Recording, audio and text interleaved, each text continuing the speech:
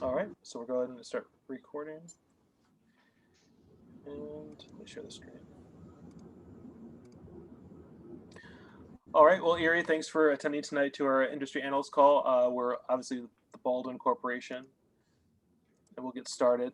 First and foremost, we split in 2021 with the antitrust legislation. And our mission here is to provide a variety of high quality sensors to the biomedical and telecom community in particular, looking for a truly transparent world where nothing's hidden or obscured. So we are a broad differentiator strategy, which we'll cover later on in the brief as well as we go through the rounds and some key market performance metrics. Our team is laid out below. Zach might be on and off tonight as CEO. Angeli's here as a CFO. Of course, I'm the Chief Operations, and Erica is Chief of Marketing. Going through the recap for the years, won't spend too much time on year zero. As we all know, we all started out at even playing field after the parent corporation was dissolved. It really gave us that tabula rasa to kind of go forth with our new strategy.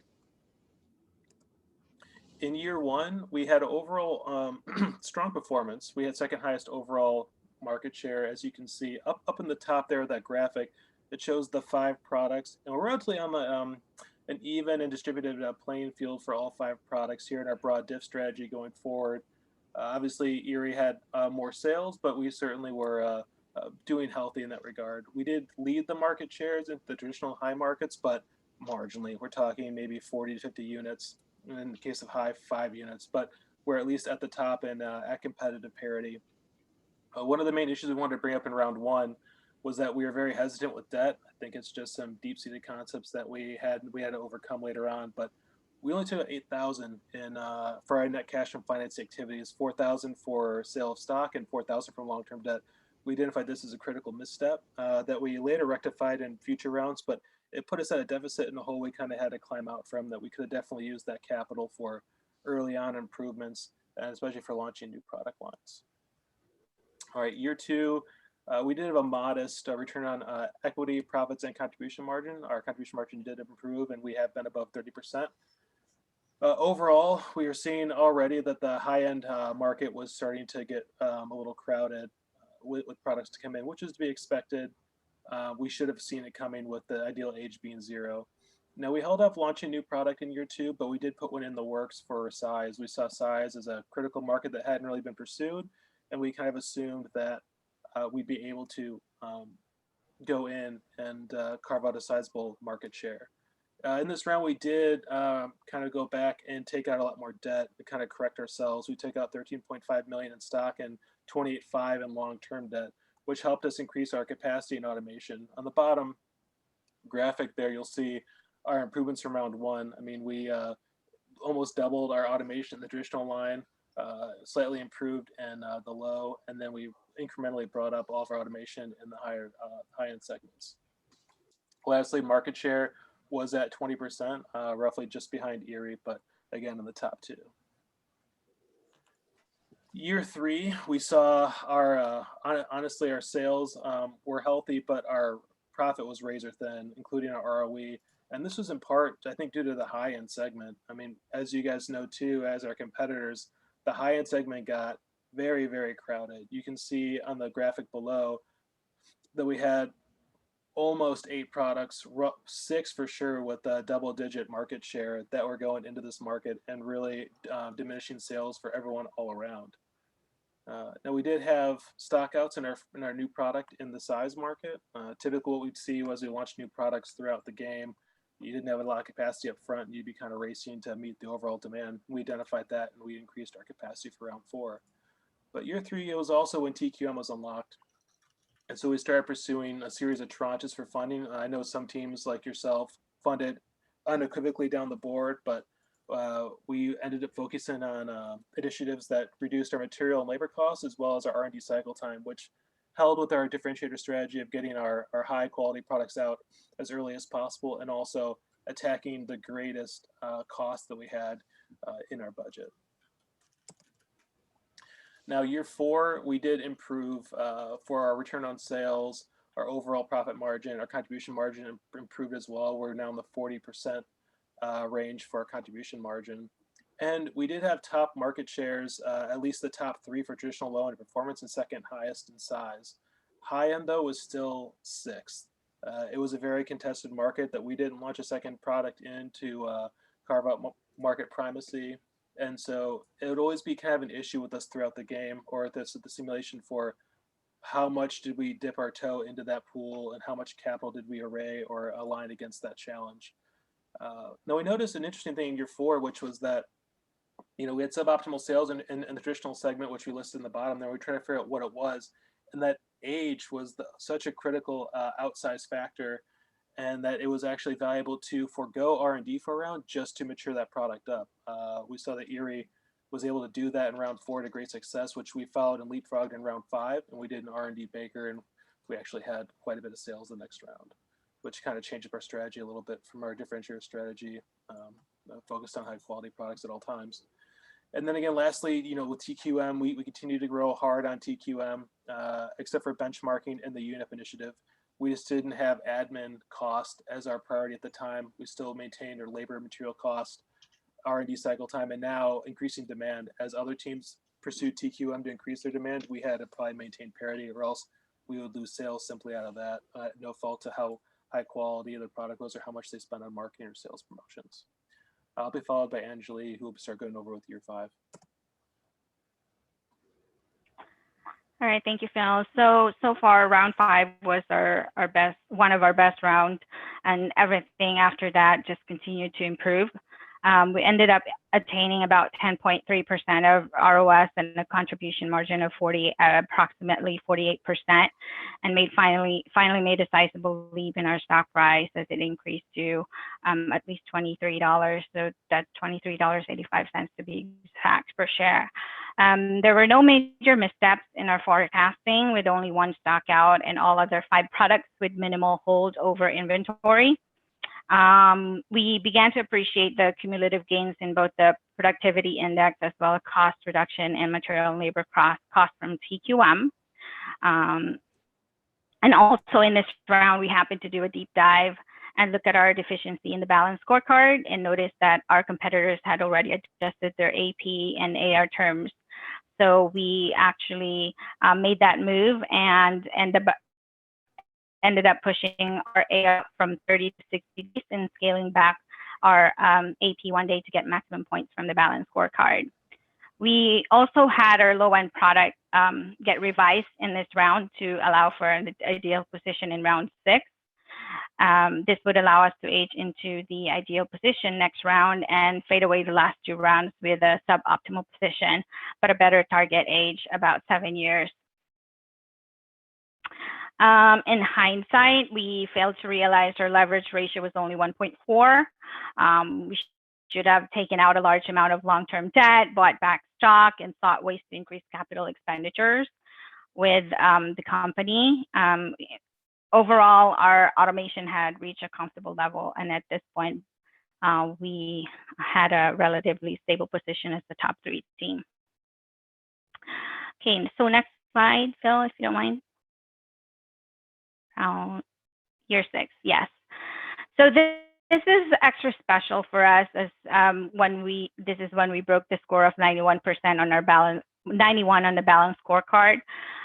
From a financial perspective, our stock price increased from $60 to $92.91, and a net profit increased by $13 million.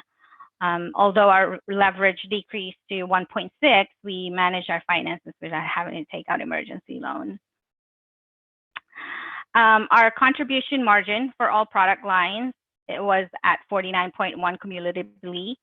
And in this round, it appears that our net cash from operations decreased from 26 to 27 by about 20 million due to our AR values. But nonetheless, we continue to use and manage our PPE efficiently.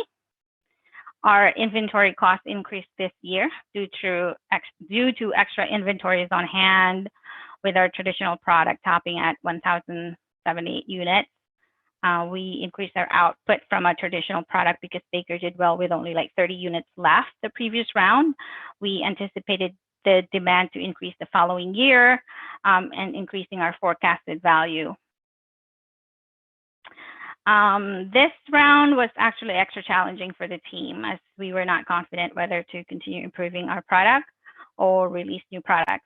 But in the end, we decided to release 2 new products in the high-end and performance segment beginning in round 7.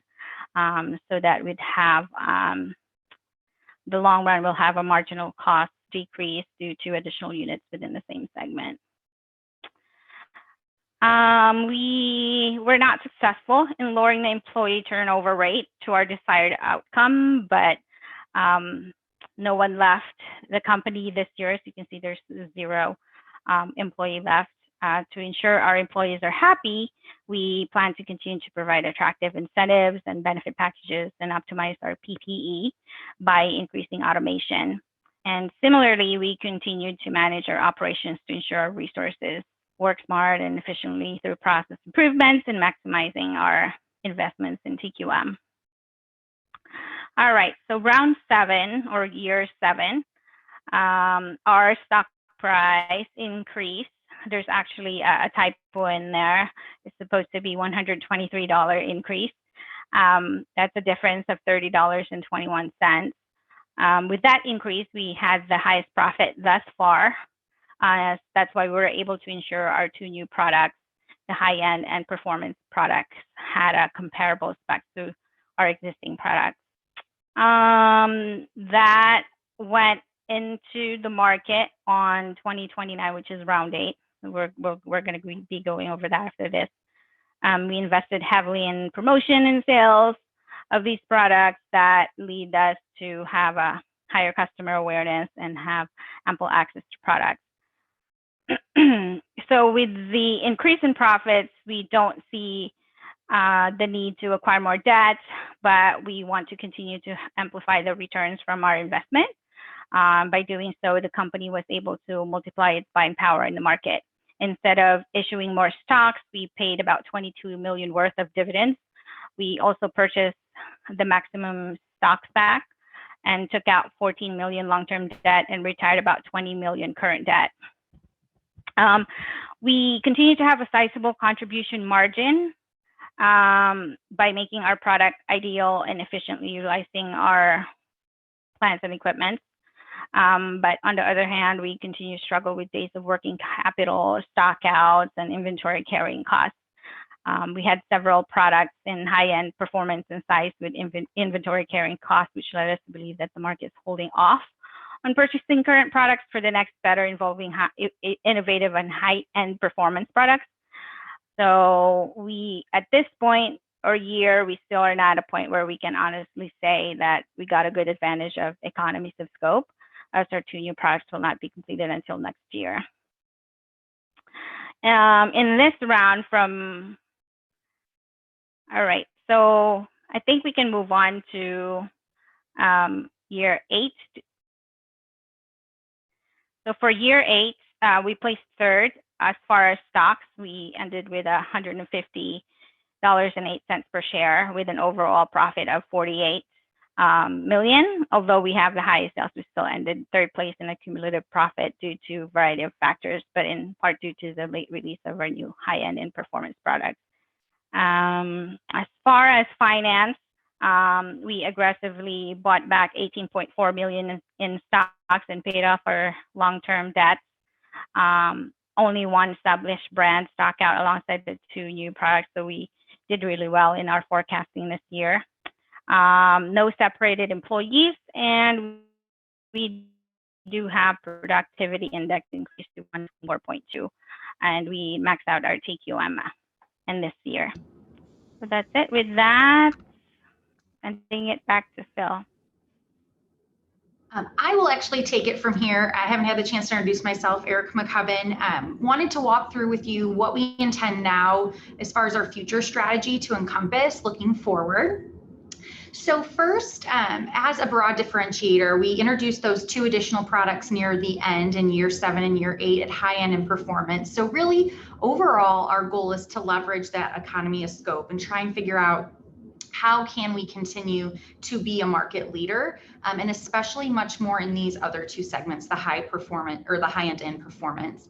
And you'll see here on this graphic, this is showing us what our primary products are, secondary, what the current market share is, and then our hopeful goal, what we can increase our market share to be.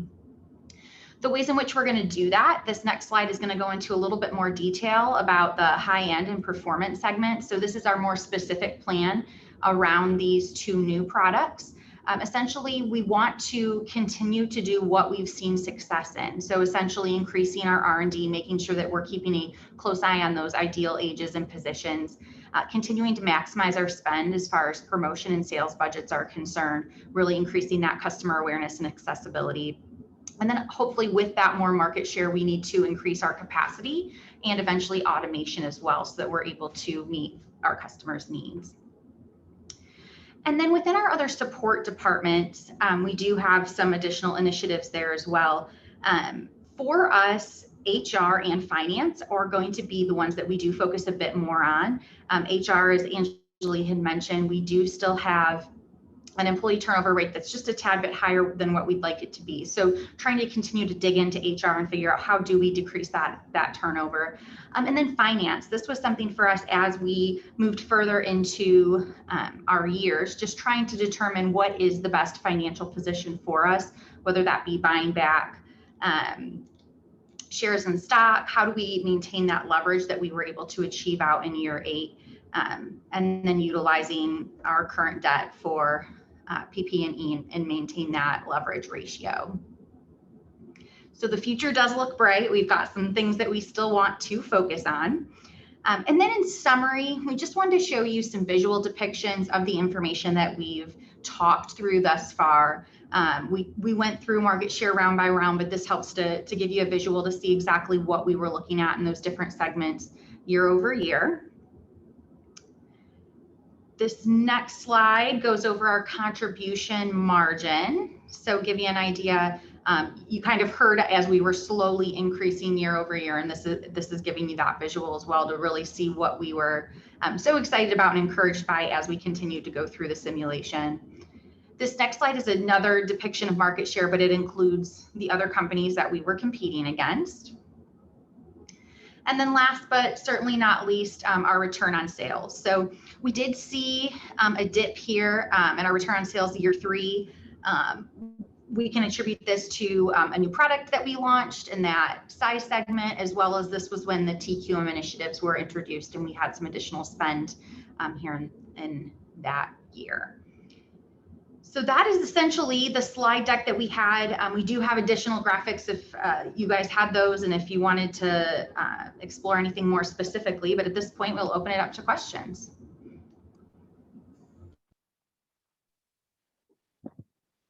Great. No, thank you all. And congrats on being a top 3 performer.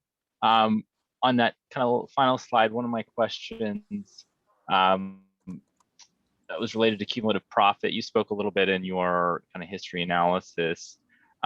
Why do you all think so you're top 3 in terms of market share and market and stock price, but 4th in cumulative profit, excuse me. And you mentioned kind of some early struggles there, or excuse me, kind of 3rd there, some early struggles. What do you think was the biggest challenge with profitability in those first 4 years? I would say probably with profitability within the first couple of years was the pricing. I think we try to be competitive on pricing, and I think that really with the algorithm for the program, it just doesn't really take into account that much. And so I know that other teams were putting out higher prices with really no decrease in demand, or they didn't have their customer accessibility score really impacted by it, or the excess demand in the market still resulted in their sales. So I think that we always try to be somewhat competitive on pricing, either within the top 3's, the top 3 competitors, lowest price, or at least 10 cents below. And I think we could have probably had higher prices and thus had overall higher profits if I were to take for it. If anyone else from Baldwin wants to pipe in, that's probably one thing that we did. I would completely agree. I would also say we did have a strong focus in the beginning as well on our sales and promotion. So we were spending a little bit more heavily to establish ourselves as a differentiator in those segments. I had a question about your low end product and how, congratulations for really dominating the market share at the end. It seems the big driver of that was your your low end product, the bead, if I'm not mistaken. And I was just wondering, yeah, what your strategy on that. I was reviewing some of the positionings, and it seems that our two groups had this almost exact same positioning schedule, almost mirrored. And it seemed in round 5, everyone was pretty much similar in low end, but then round 6, 7, 8, your bead product really exploded, and I think doubled every other low product by the end. I was just wondering if in round 5 or 6 or something you had some discrete decision you made, or if there was something to that. We tried to make sense of why we sold so many. I think in round 7 we sold like 4,000 units when the next competitor had like 3,200 or something. And we were ideally positioned in round 6. So every round after round 6, we would get worse and worse. Our age would get a little older, and our performance stats were actually keyed to be ideal for, I believe, round 5. And so we looked at the competitors, and there should have been at least 2 or 3 other competitors that were better than us. Their performance and size was better, and their age was getting closer to 7. I can't really account for why in round 8 we still had a strong showing in the low end product. We always maxed out for our sales budget. We were at the max limit with TQM, so no one else had higher demand increase from TQM compared to us because we were at least at the highest with them. So I was surprised to see us maintain our sales with bead, honestly. Yeah, I found that really interesting because our two groups had the exact same 4.7, 15.3 positionings for low. And yeah, of course, the results were quite different. The customer and I think our accessibility sales score, budget, was it the same? The customer survey? I believe yours was higher. Okay. I haven't looked at it though, but I'm pretty sure. But yeah, I thought that was pretty interesting. Yeah, for sure. I had another question for you all. In relation to kind of product launch, you mentioned an early launch in the size category, which you kind of hit high accessibility and definitely saw that benefit. And I think by the mid rounds were in at least your two products were in the top 3 of market share. So I guess I was questioning kind of what you did mention, and I think launch additional products by the final round 7, round 8. They start picking up sales. Kind of what was your group's decision making about additional product launches when you did have that success in the size market, that extra product? Well, open kimono with you all. We wanted to hit the scorecard for 8 products. We realized at the end we had excess capital that we needed to tie up as well to maintain our healthy leverage ratio. And so we launched 2 new products. If this were to be a continuation of the simulation, in the long term, after year 8, we would have multiple products in the high end performance and size segment to get economies of scale for the sales budget. So that'd be like long term what we want to do. Why we held off earlier on, I think that was an oversight on our part, and that we should have probably came out earlier with these products to carve out space, especially with the performance segment. High end was so contested, we probably wouldn't have wanted to enter into that. But the reason why we launched the 2 new products at the end was simply because we had excess capital, wanted to set up our company for the future and enjoy those economies of scale that others had in the performance and high end segment. Anything else for Baldwin? Good job hitting that. I was going to say good job hitting that 6% with Blaze. You got the product count then. Gotcha. I appreciate it. I have a question on more specifically the debt. You had talked about that you had been pretty conservative in terms of issuing your debt, and then you switched and kind of looking like from the data, it's about year 2 and 3, you picked up a heavier amount of debt. What made you realize that the debt needed to change, and how much of an impact do you think that had on your bounce back of both return in sales, return on equity? I mean, everything after year 3 is basically just the hockey stick up. So what? Well, I don't want to monopolize it, Erica. If you wanted to address it, you could. I'm okay with you addressing it, Phil. Okay, sure. So honestly, we read through the information in the guide as well as in the simulator and found the ideal ratio to be between 1.8 and 2.8. So we knew we were way under, and also that we just did more research on us that debt was to be encouraged and embraced, and that's what healthy companies do. I think we're very much in like our personal finance or individual consumer finance mindset where debt was bad in round one. And much to your point, Luke, taking on that debt was very instrumental in enabling us to pursue PPE improvements in both capacity, automation, look at launching a new product, doing additional spend on the marketing and sales budget, and realizing that, debt's just a part of the business world. I mean, in leveraged buyouts, it's like 95% of the total deal. And so I think that's what kind of took us there, and also saw the other competitors swimming out in the deep end and not drowning, realizing that is what you need to do. And I think Erie was, case in point, a great example of that, where, debt was to be embraced and not, ran from. So, but in order not to, I was going to echo. Oh, go ahead. No, I was just going to kind of close out, echo that your all's company's trajectory and next action seems in line to set you up for future performance and future rounds for those additional products too. I think you all are well positioned to grow, and certainly the round 8 sales with your new product supports that. So yeah, just great job. Appreciate it, guys. So what we'll do then is I'll stop my share, and then Andrew, if you want to start yours.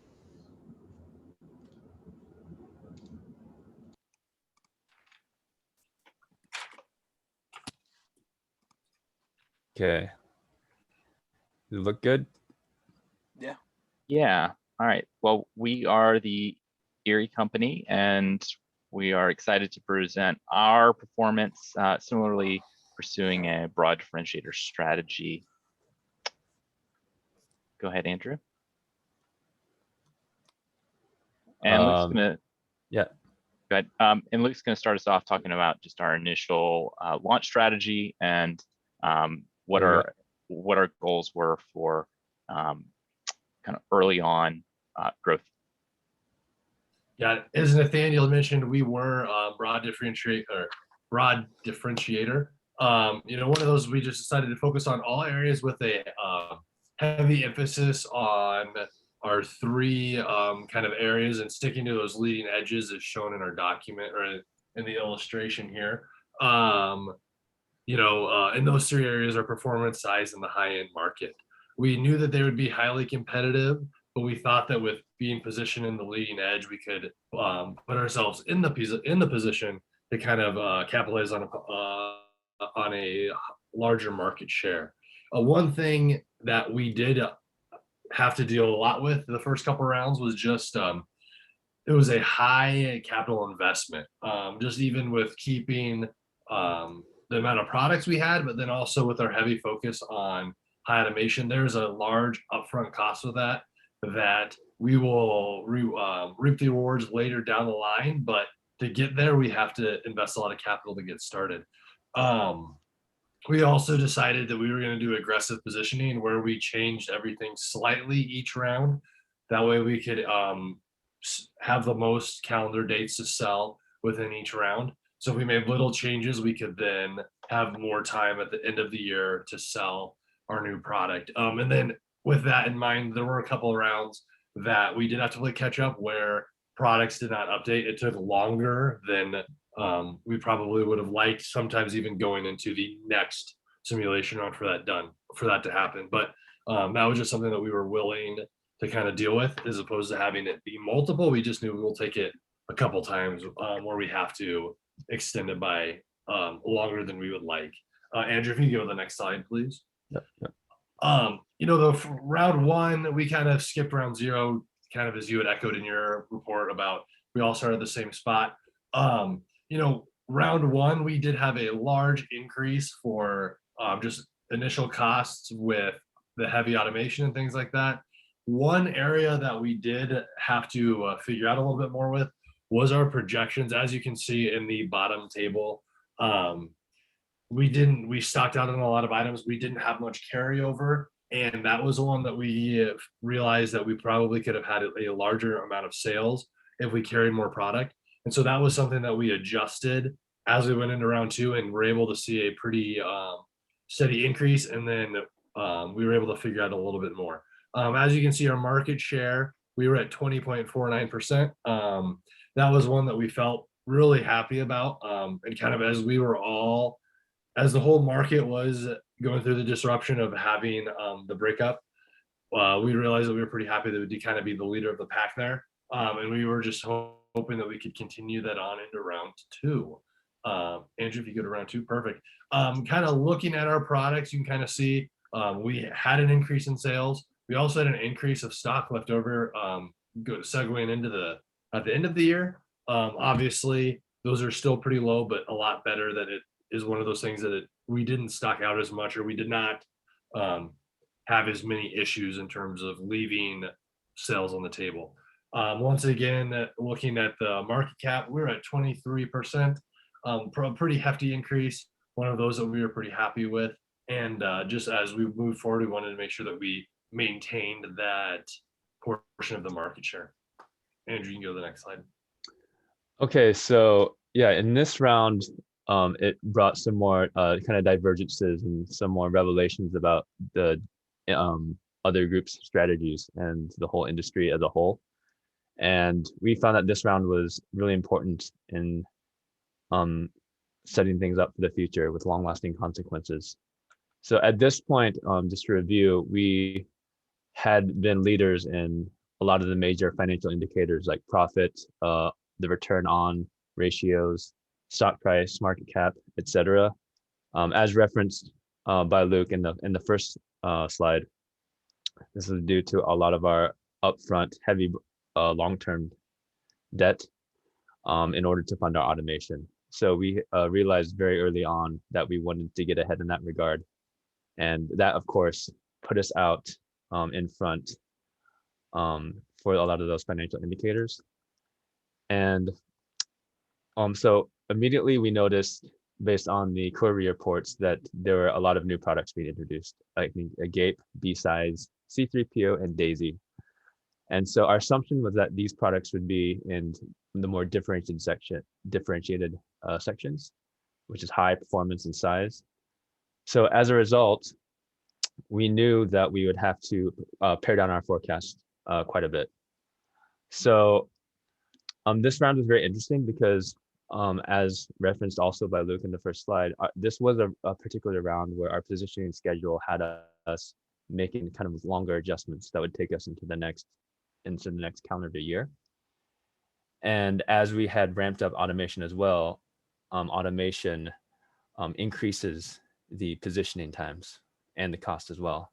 But we knew because of our high automation and because of our competitors introducing new products, again, we'd have to pare down our forecast for traditional high performance and size. Based on that thesis, however, as you can see, we did have some large inventory costs. So we still over forecasted, even though we were aware that we had to pare it down enough. So some of the three problem areas for us in this round were inventory carrying costs, product count, as other groups were releasing new products, and then customer accessibility. So a thing that contributed to customer accessibility in this round was our long revision times.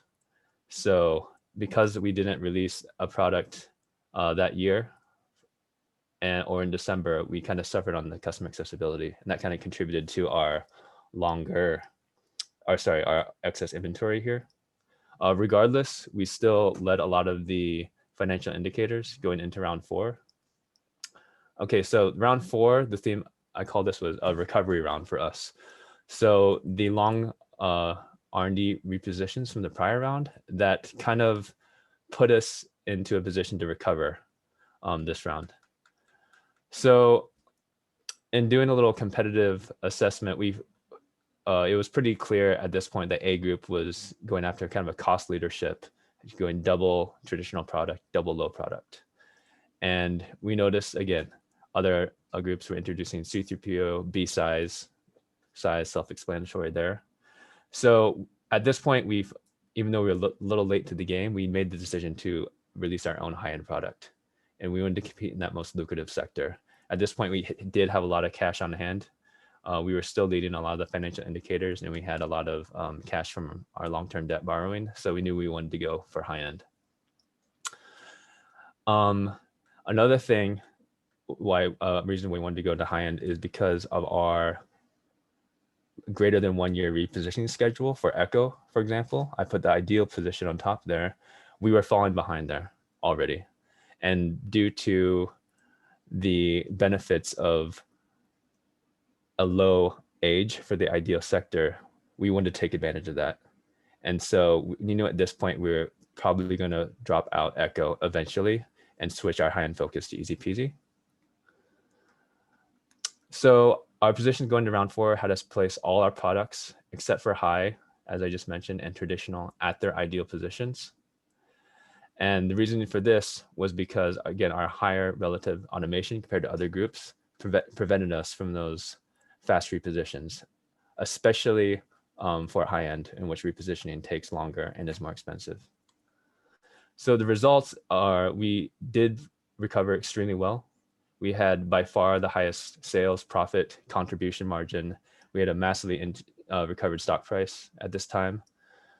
And yeah, and at this point, we're also outperforming our potential market shares in every segment except for high. And the reason we didn't perform there was because we pretty much underestimated how powerful our new product, Easy Peasy, that debut was going to be. I think if we had correctly forecasted the power of the new product, the low product age, we would have also outperformed our potential market share there as well. The only 3 areas of concern were at this point, and a theme going forward, was a balancing between working capital and leverage. So leverage wasn't as much of a point for us because we had realized the power of and the benefit of borrowing early on, but working capital, we actually ended up with too much of quite a bit. And so at this point, we were being dinged a little bit with working capital and financial structure. So going into the next rounds, there was always a kind of a balance there. Yep. Round, I think that's Nathan.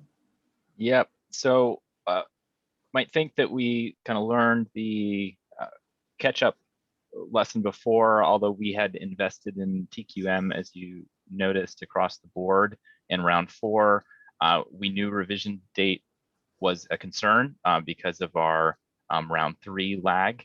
However, I guess we're expecting a bit more aggressive improvements from those TQM investments to help us prevent. But because we were still wanted to have aggressive product positioning, we did decide in aggressive repositioning within the traditional and high segments, and of course low. This was a catch-up round to keep the low product ebb in a competitive position, as others had to do mid simulation round as well.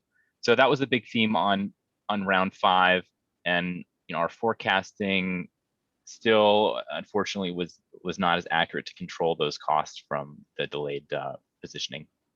And we did realize the launch of our first additional high-end product, Easy Peasy, which quickly stocked out because of the kind of late year launch versus capacity plan. So that definitely reinforced for us, how volatile the high-end segment is, and how quickly kind of a product launched there.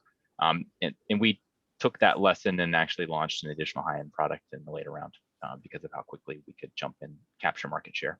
Go ahead, Andrew. So again, rebound round 6, we were top in 3 categories: traditional, performance, and size.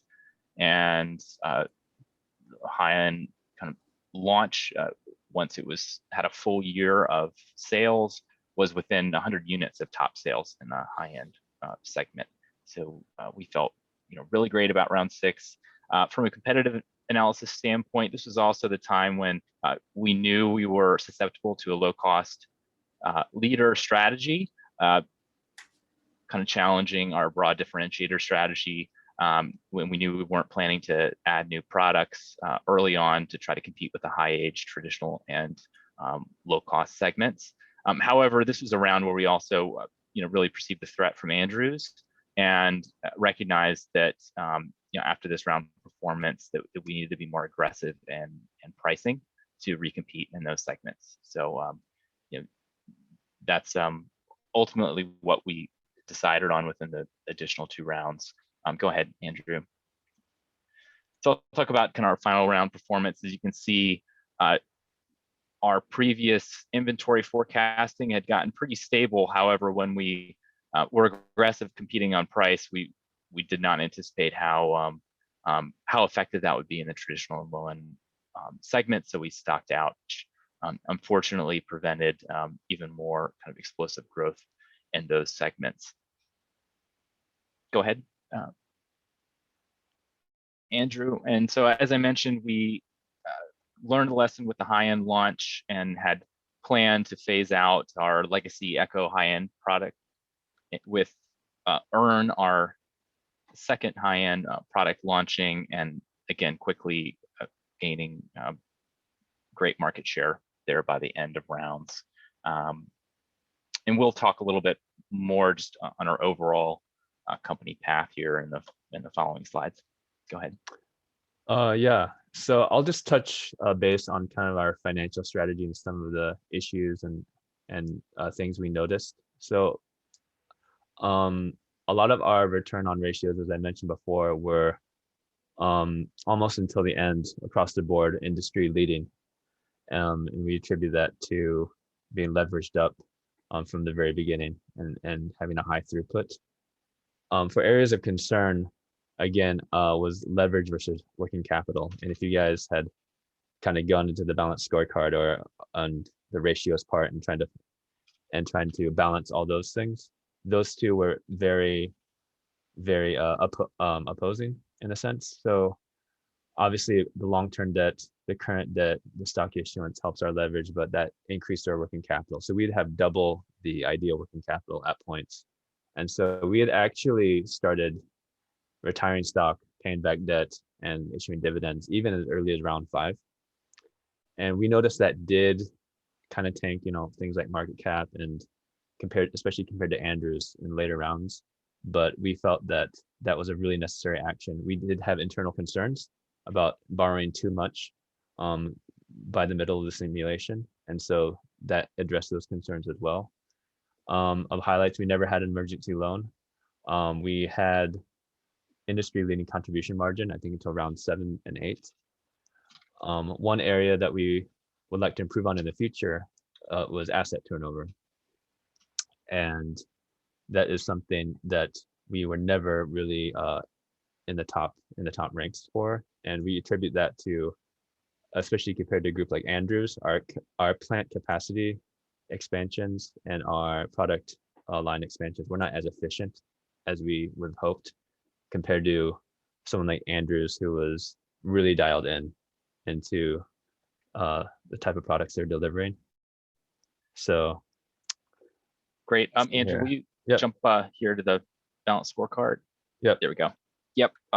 We want to real quickly just show the themes kind of across rounds at a company level where, financial speaking, we invested and really focused on maintaining leverage and working capital ratios that proved out to be very effective, and also keeping healthy profitability through all rounds, as well as plant utilization. Our aggressive product positioning proved very well for customer buying criteria, and some of the weaknesses we talked about with just R&D revision times took a hit on a couple rounds. We were very careful to monitor product launches and felt that by the final rounds that there wasn't time to realize additional product growth, but that certainly would be part of our future growth plans to add new products in the performance and size categories, continue to add new products and retire as we saw great success in the high-end market. Go ahead. Luke's going to talk a little more about those themes. Perfect. And then as we progress throughout the rounds in the future, some of our ideas to help expand our business would be to launch more products and size of performance.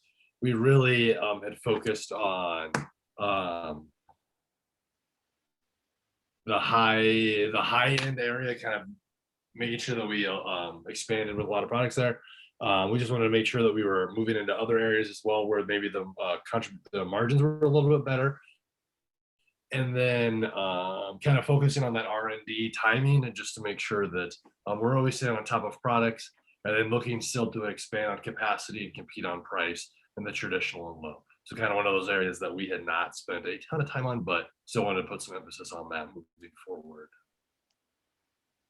All right, we'd love y'all's questions. So I was wondering, you guys talked about early on how you had a lot of stock outs, and I think it was year 3, you kind of had an excess of inventory to some extent. What type of forecasting method were you guys using, and then did that change throughout the eight rounds? Sure, I talk about that a little bit. We were honestly conservative to start. We were unsure about where everyone would land in those first few rounds, which led to those stock outs. And overall, we looked at prior unit sales, plus market increases. Andrew was very aggressive at looking at that, as well as our time. By mid rounds, we were also looking at the timing of our revision dates, and not just that December score, but actually how we felt we could perform based on competitive landscape. We also saw some initial overselling by products outside of kind of ideal zones because of the volatility with early capacity plans, and that was actually helpful to be more aggressive in terms of production, because we saw some opportunities to capture market share because of the stock outs as well. Yeah, I can just touch on that. We did the 4 main ways of there's just the segment growth method, the market share, potential market share, and the customer survey score method. We just tried to do a combination of those, especially if we had a release date late in the year in which customer survey score would really have an impact for us, or rather if a competitor or a particular segment had a bunch of December releases, then we'd more focus on that customer survey score. And what Nathan just referred to, our group had a really good insight early on about how much the segments early on were overlapping, and how much there was a substantial several hundred up to 500 amount of products sold, for example, ones that were in traditional but were still selling in low early on. And Nathaniel recognized very early on that that excess product down at the bottom would be going up back into the actual dedicated products, and then it was up for grabs. I think it was round 2 maybe, or round 3, something around there. So definitely competitive analysis played a big part in how we forecasted as well.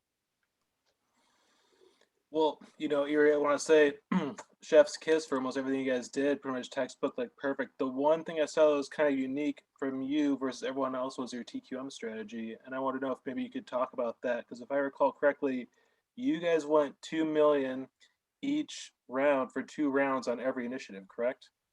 Right. And I was wondering if you'd speak to that versus the tried and true 1.5 mil, 1.5 mil, 1 mil, like the simulator explained. I could see maybe a reasoning to get it out as quick as possible, but even at the end, I believe Ferris and other teams that did the slow roll had marginally better rates in like labor reproduction, material cost reduction.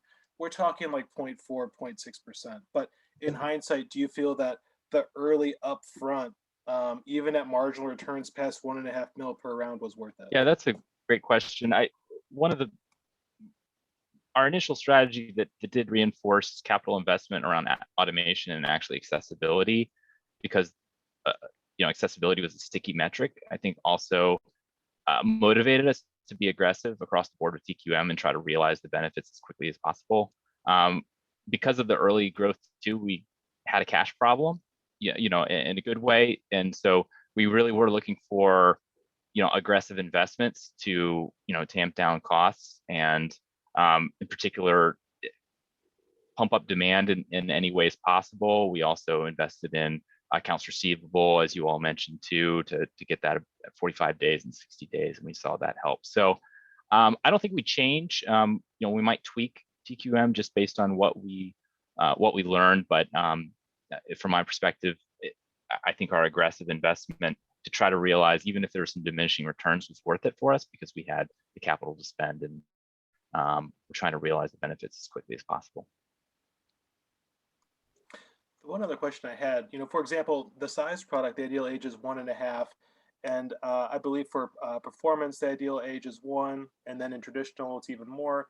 You guys said your strategy up front was to do incremental changes each year, small changes in order to get out the release date earlier and earlier. However, in our experience, that really hacked away our product age. Did you guys wish over time, looking back, that you would have like hung back more and did larger jumps up in order to have the products age in, for example, into size of traditional? Or do you still think that small incremental changes each round and then doing a half-life on the age was still the way to go? Well, I think a couple lessons we learned. We we probably wouldn't have bit off as big of a jump as we did. We were expecting some more benefits on the revision times that it was honestly a bit longer than we'd expected. So we certainly, in terms of kind of mid round catch up, probably would have tweaked that so that it could have realized within the year. Actually, Echo, our legacy high-end product, missed age cut on a year, and that doomed it a bit, even though it was consistent with our product launch strategy. It was fine, but the positioning jump didn't offset the age cut or the higher age. So I'd say a bit, although one other future action that we were planning a bit more competitively was the timing within the calendar year of our revision dates.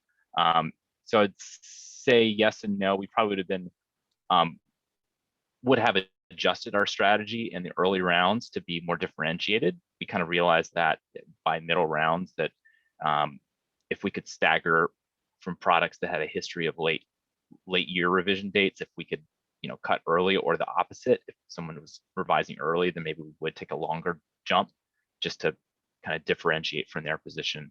So I'd say, yeah, we certainly would change our strategy on a more round by round basis for revision dates. We did kind of stick with it in the first few rounds to learn. Regarding those R&D revision dates, were you guys, did you set to have everything come out in like Q4, or were you pushing for earlier in the year? Or did it just, I guess, vary by product? We saw in both kind of, as Andrew mentioned, our rebound rounds, when we had product revisions that extended beyond that round, having kind of ideal positioning at the beginning of the year led to really great sales and really great performance.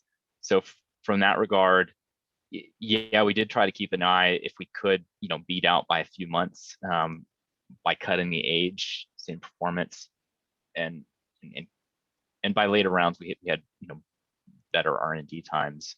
Yeah, we did see that benefit of being kind of different, but a few times I'd say we were too late to get in the cycle of late year revisions. Had we maybe gotten in that pattern early on, maybe that would have been more effective for us. But yeah, so we kind of looked at the first half of the year.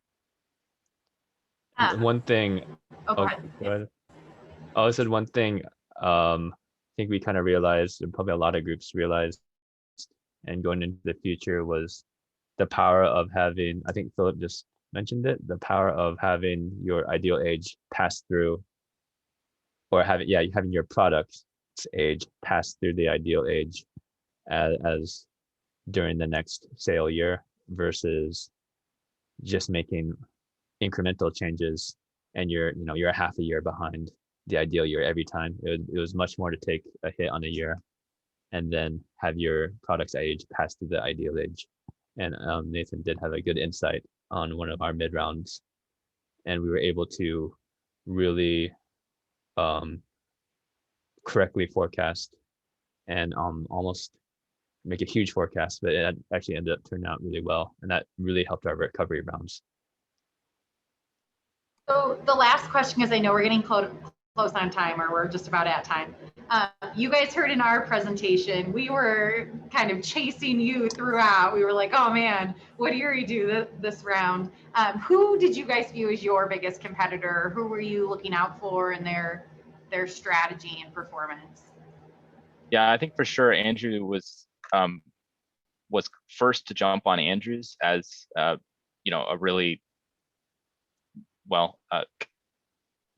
their different company strategy was apparent. We didn't see their growth in early rounds, so I don't think we took it as credible as we should. And therefore, the final few rounds, when we finally competed on price, and we just didn't establish a pattern of performance to compete as well in traditional and low with Andrews. I think that's something that we would expect to do better in future rounds. Round 8 was a little strange. We all stocked out in the low end, but we didn't have time to get the realized capacity increases, by before that round 8. So we definitely felt those final few rounds we were too spread out and kind of adjusting on competing on price and capacity to kind of realize the main competitor with Andrews. Awesome. Thanks, guys. All right. Well, thank you, Team Erie. I'm going to go ahead and stop the recording right now.